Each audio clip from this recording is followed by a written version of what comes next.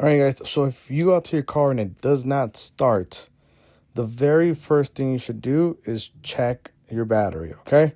How do you check your battery? So you use this voltmeter right here and make sure that it's on voltage. You see that big old V right there? So what you're going to do is you're going to use this voltmeter, positive to positive, negative to negative. You're going to test your battery. If your battery tests anything above 12.5 volts, 12.8 volts, you're good.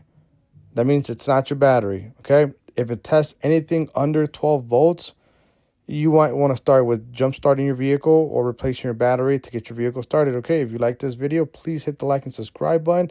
Really helps us out. See you on the next one.